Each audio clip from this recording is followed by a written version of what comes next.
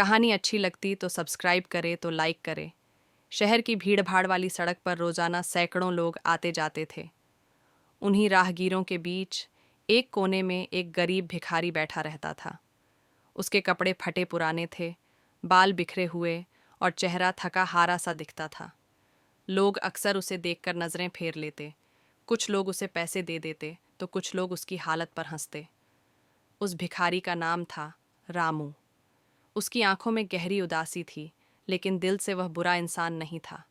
वह बस हालातों का शिकार हो गया था। एक दिन सुबह सुबह वहां से एक बड़ी कार गुजरी। कार से एक सूट बूट पहना हुआ आदमी उतरा। उसका नाम था राजेश, शहर का मशहूर व्यापारी। चमचमाता सूट, चमड़े के जूते और आत्मविश्वास से भरा हुआ चेहरा। देखने वालों को लगता था कि जैसे जिंदगी ने उसे सब कुछ दिया हो।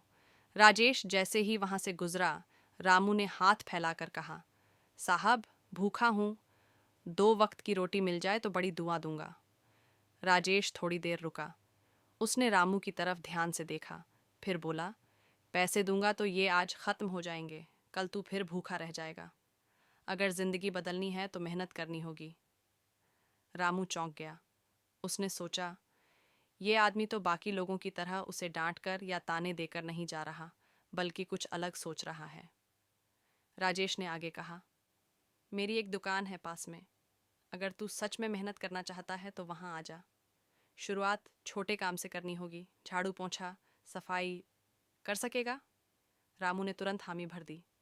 साहब, काम करने से मुझे कोई शर्म नहीं, बस मौका चाहिए। अगले दिन रामू राजेश की दुकान पर पहुंचा। उसने सफाई की, चीज़ें करीने से जमाई और पूरे दिल से मेहनत की। शुरुआत में लोग उसे देखकर हंसते, अरे ये तो वही भिखारी है। लेकिन धीरे धीरे सबने उसकी लगन देखी और उसका सम्मान करना शुरू कर दिया। समय बीतता गया। कुछ ही महीनों में रामू ने साबित कर दिया कि ईमानदारी और मेहनत से इंसान अपनी तकदीर बदल सकता है। राजेश ने भी उसकी लगन देखकर उसे और जिम्मेदारियां देना शुरू कर दी। अब वह सिर्फ सफाई करने वाला नहीं रहा, बल्कि दुकान का भरोसेमंद कर्मचारी बन गया।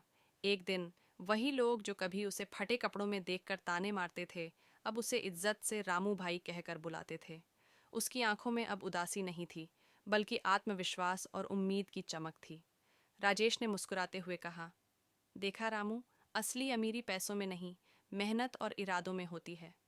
रामू ने सिर झुकाकर जवाब दिया, साहब, आपने मुझे सिखाया कि इंसान की पहचान उसके कपड़ों से नहीं, बल्कि उसकी मेहनत से होती है। उस दिन के बाद से रामू की जिंदगी बदल गई। अब वह भिखारी नहीं, बल्कि मेहनत की मिसाल बन गया था।